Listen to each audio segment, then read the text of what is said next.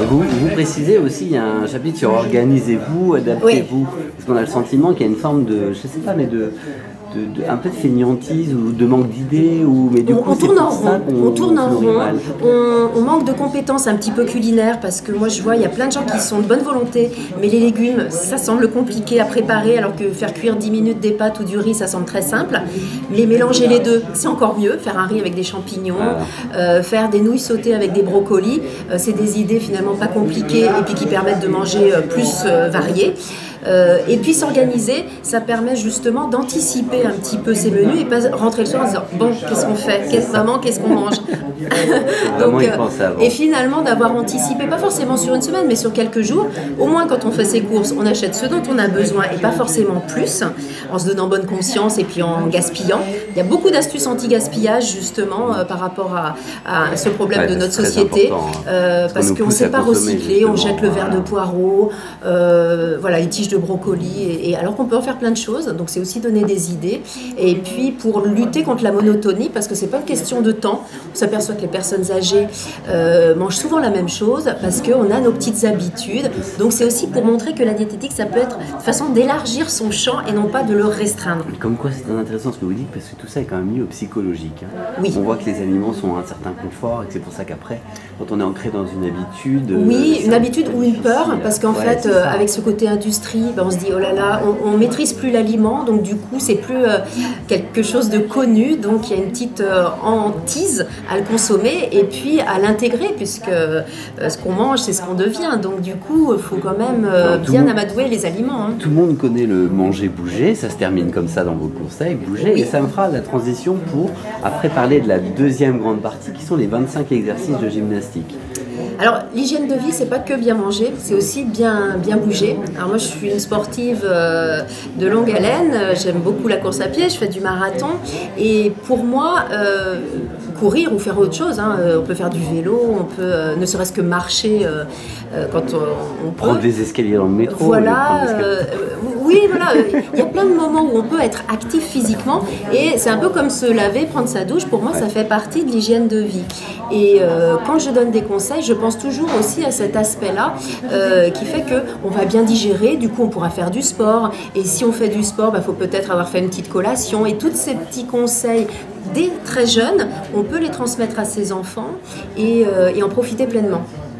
Et après l'effort, le réconfort, oui. Donc les 100 recettes. Oui. Et c'est là où votre livre devient super bien, parce qu'il y a tous les principes nutritionnels fondamentaux que vous nous rappelez, et puis les exercices et les recettes. Et très souvent, on n'a que le livre de recettes. Je ne voulais pas dissocier, parce que pour avoir lu beaucoup de livres de nutrition, où on vous dit ouais, faites ci, faites pas ça, etc. Puis on se dit bon ok, mais alors concrètement, qu'est-ce qu'on met dans l'assiette? Là, on est un petit peu coincé. Alors moi, j'ai toujours fait ce qu'on mettait dans l'assiette, mais j'avais pas osé trop dire mes convictions en nutrition. Donc là, j'ai osé le faire et je l'ai détaillé. Et l'idée, c'est justement de comprendre pourquoi on le fait.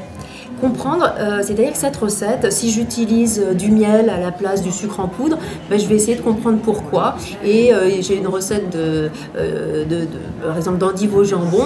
Je vais utiliser une purée d'amande qui va être végétale, donc un ingrédient que les gens ne connaissent pas forcément. Cette purée d'amande, c'est végétal. Du coup, j'ai moins le gras qu'on dit mauvais. Donc tout s'explique et tout est concrétisé par le biais de ces recettes. Alors, c'est une cuisine quotidienne, familiale. On l'a déjà dit tout à l'heure, mais je fais exprès de répéter. C'est pas une cuisine de chef, voilà c'est la cuisine que je fais chez moi tous les jours. Qui est à la main, voilà. Moi, c'est testé déjà par vous. Oui, complètement, par la famille.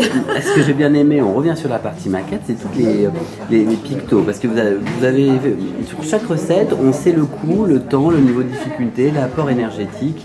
Alors, ça, c'est quand même assez malin. Oui, et surtout les portions, parce qu'il y a beaucoup de gens qui, on leur dit, il faut manger 5 fruits et légumes par jour.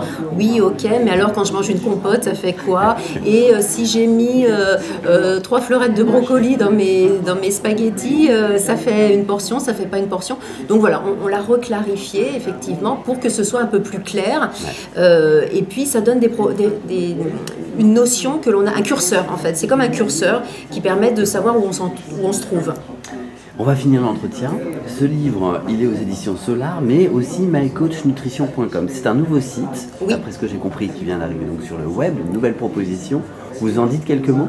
Alors, je suis consultante sur ce site et c'est mon éditeur qui a proposé mes recettes pour ce site, qui est un site pour apprendre finalement à concocter ses menus, à s'en sortir tous les jours, justement pour toute la famille, et à avoir une liste de courses qui est générée informatiquement, donc plein d'outils que l'informatique facilite pour le quotidien, donc ça c'est assez intéressant. Ça vous permet aussi, s'il y a certains aliments que vous n'aimez pas par goût, ou dans votre famille qu'on n'aime pas, de générer un certain nombre de recettes, également conviviales, parce que le week-end on passe plus de temps que la semaine, donc du coup vous allez trouver satisfaction, et puis vous retrouvez un certain nombre d'informations que moi j'ai mis dans l'ouvrage, qui sont ponctuées sur les recettes dans cette plateforme.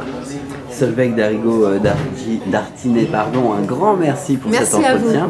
L'alimentation santé, j'ai choisi, c'est en librairie. Oui. Et puis on peut aussi retrouver votre chronique dans le magazine de la santé tous les vendredis sur France 5. Un grand merci. Merci.